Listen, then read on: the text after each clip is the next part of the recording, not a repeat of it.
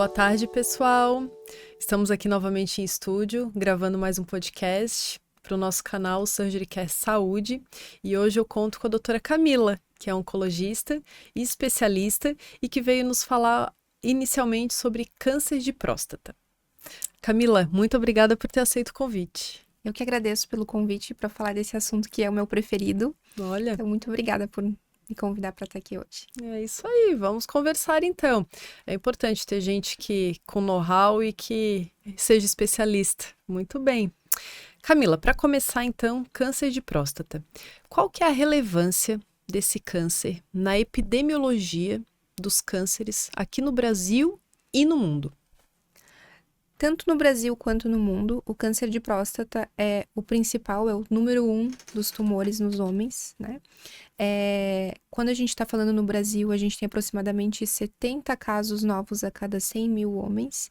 Então, é um tumor de muito expressivo. 30% dos tumores nos homens são de próstata. Então, é porque é o tumor mais frequente nos homens, tirando os tumores de pele e não melanoma, que é tão importante a gente conversar sobre o câncer de próstata. É bastante relevante, né? E, além disso, além de ser uma doença dos homens, então precisa ser homem. Mas quais são os outros fatores de risco? Então, o primeiro de todos é ser homem, porque tem que ter próstata, né? Mulheres não têm esse órgão. Os principais fatores de risco, então, é o histórico familiar. Então, a gente sabe que quem tem um parente de primeiro grau, pai ou irmão com câncer de próstata, tem um risco aproximadamente 5 vezes maior de desenvolver a doença. Além do histórico familiar, a gente tem as mutações que são herdadas, principalmente a do BRCA1 e BRCA2, que a gente fala bastante na mama, mas também aumenta o risco exponencialmente de câncer de próstata.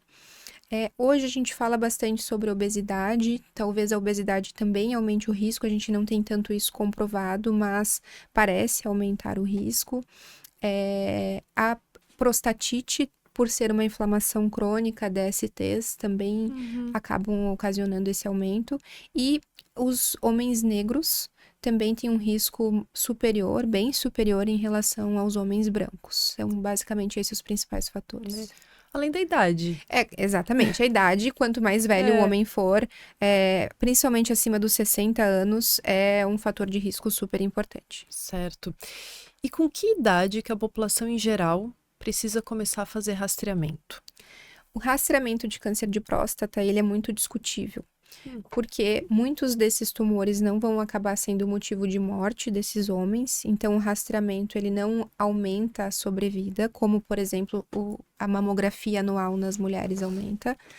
Então isso tem que ser muito discutido, né? Porque o aumento do PSA ou a alteração do toque retal vai desencadear uma série de exames que podem levar a um estresse grande, então o homem ele tem que estar muito decidido a fazer o rastreamento.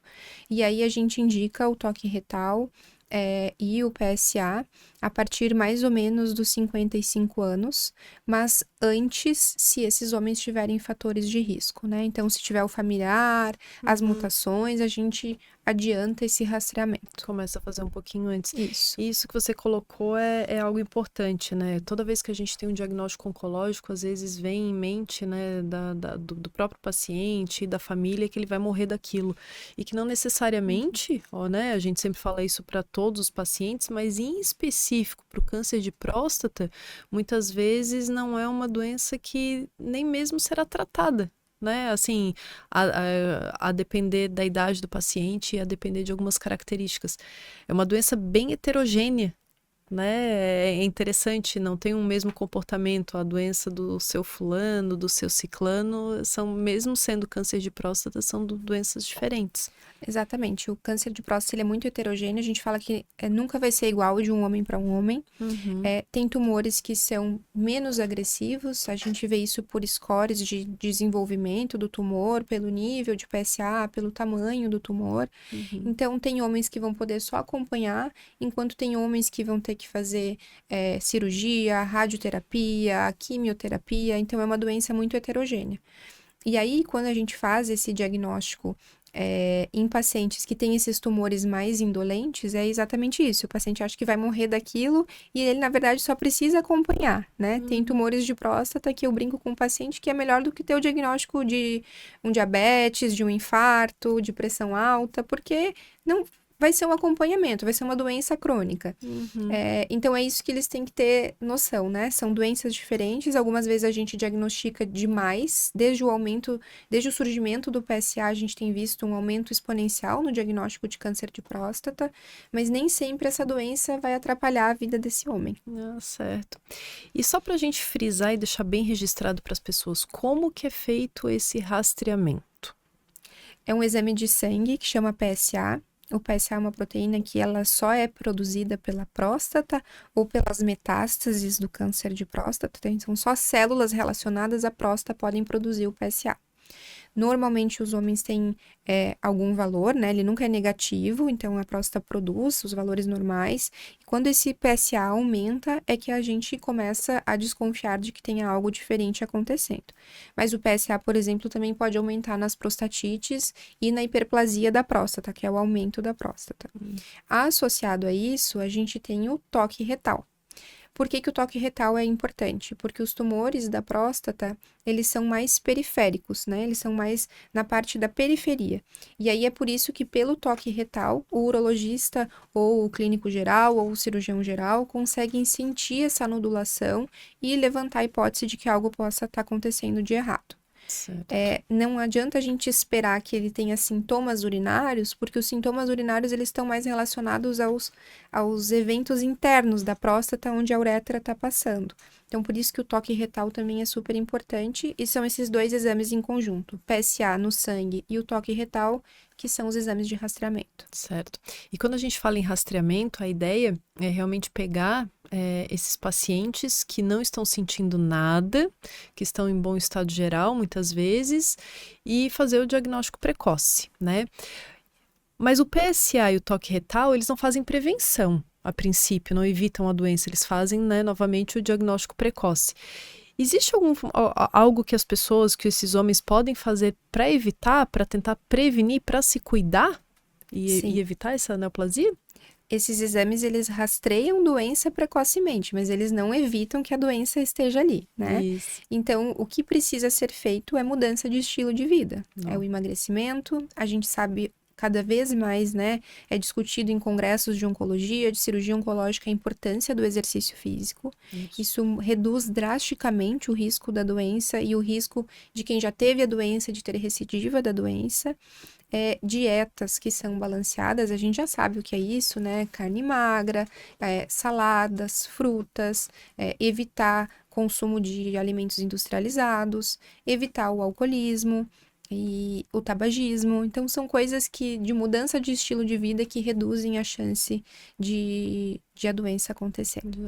Dela aparecer. E aí, o nosso paciente, ele não sentia nada, mas de rotina ele foi fazer os exames, o PSA estava um pouco alterado, fez o toque retal e tinha algum nódulo, né? Como que é feito o diagnóstico?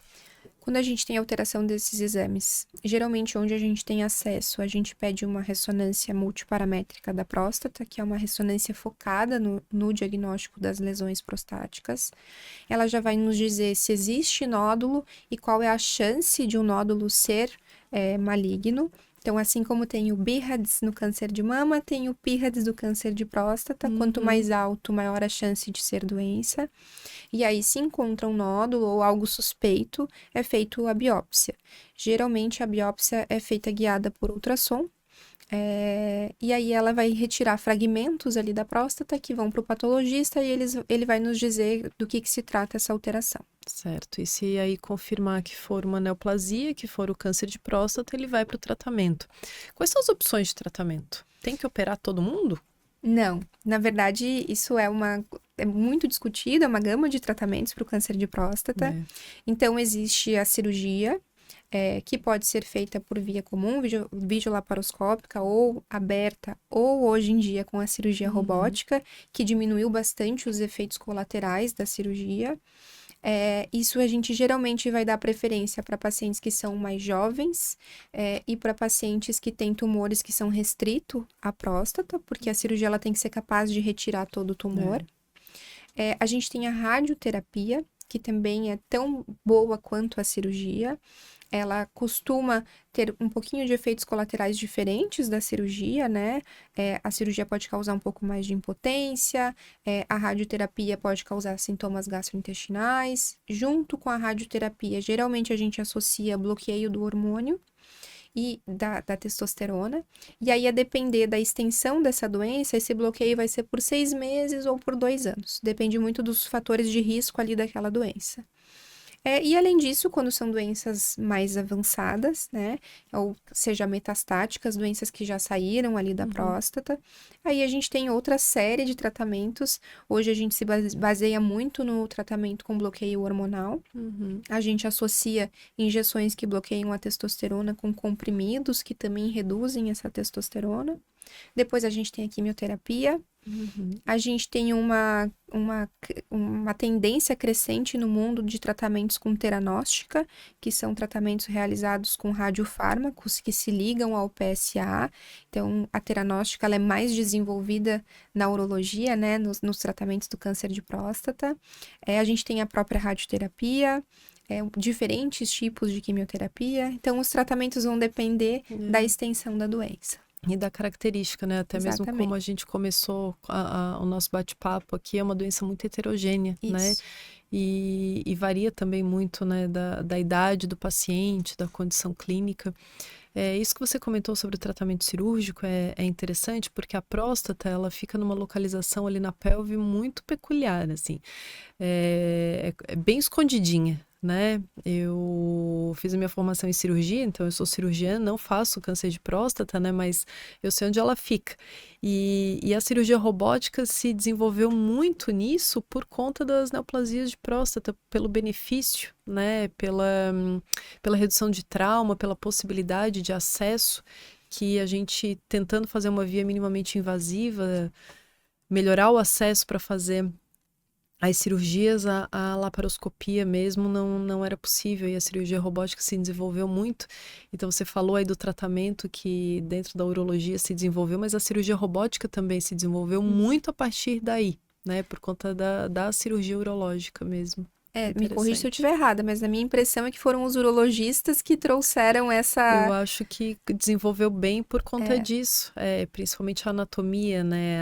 A pelve assim, é um espaço bem definido, né? Fica ali, os órgãos ficam bem restritos e tem muita estrutura nobre, né? Então não pode ter muita manipulação por conta do efeito colateral, das possíveis lesões e até mesmo sangramento.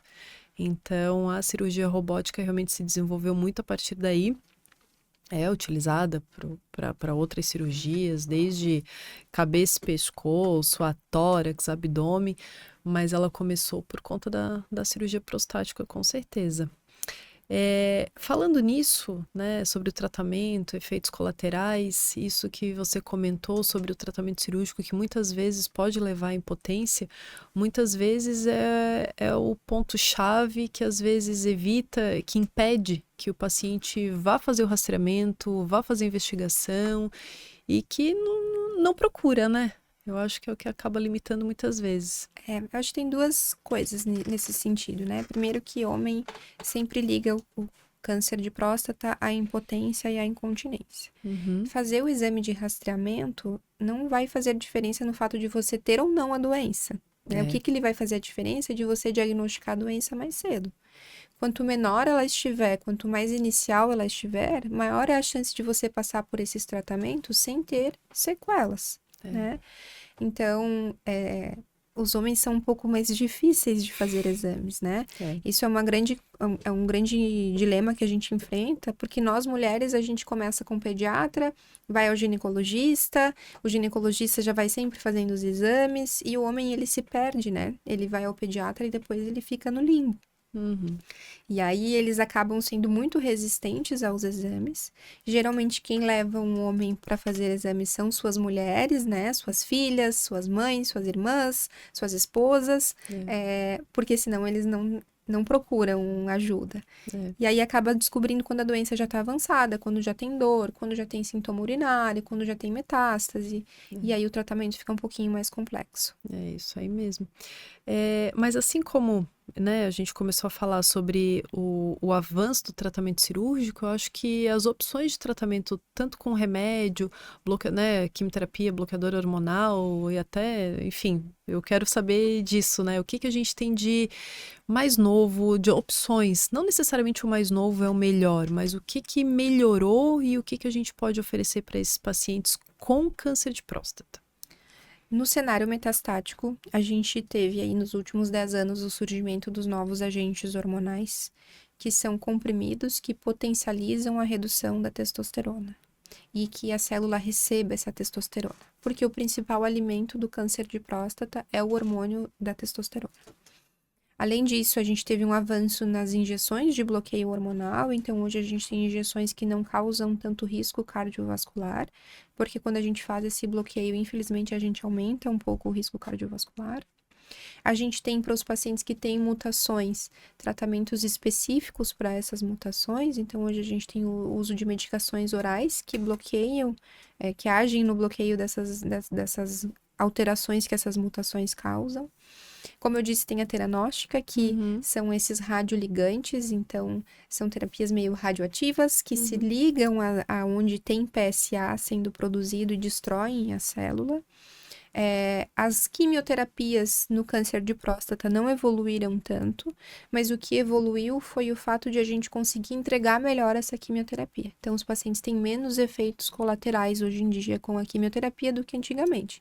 Não são mais aqueles pacientes que ficam vomitando, que a vida fica muito difícil, então costuma ser menos tóxico.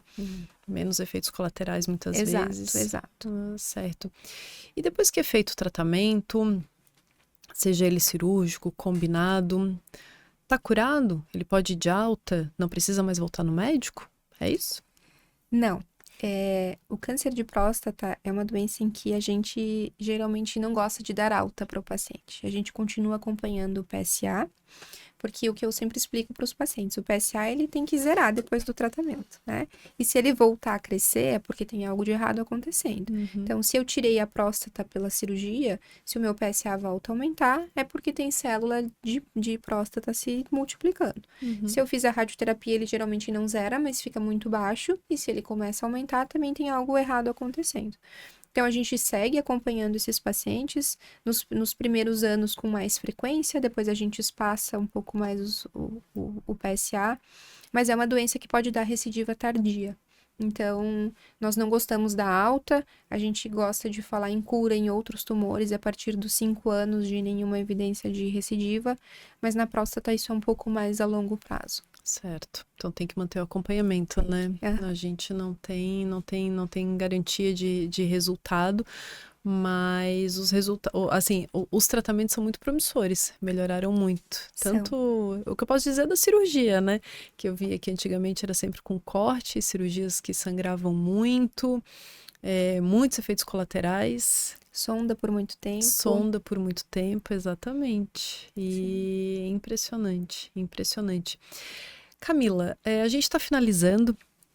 Eu queria que você deixasse uma mensagem, assim, para as pessoas, para orientação, tanto para os homens especificamente, quanto para a família. Do que a gente pode falar sobre o câncer de próstata? Primeiro que o diagnóstico precoce, ele salva vidas. Quanto mais cedo diagnosticado, maior a chance de cura. Né? A gente perde essa chance de cura quando a gente demora muito para procurar ajuda. Então, esse é o primeiro ponto. Segundo ponto, a gente tem que aproveitar que está no mês das mulheres, né? Deveria ser sempre, mas que esse é um mês dedicado a nós. E incentivar, que é o que acaba acontecendo, que as mulheres levem seus homens, seus pais, seus esposos, seus filhos, para procurar, assim, fazer um check-up, revisar a saúde, isso é sempre muito importante. O tratamento do câncer de próstata tem evoluído muito, os pacientes hoje, mesmo metastáticos, têm uma sobrevida muito longa, Então, não dá para ter medo da doença e aí não procurar ajuda por ela, né? É isso aí. Então tá bom, Camila, muito obrigada pela tua participação, tá? Venha mais vezes. Eu que agradeço, só me chamar. Aí, obrigada. Tchau, pessoal. Tchau.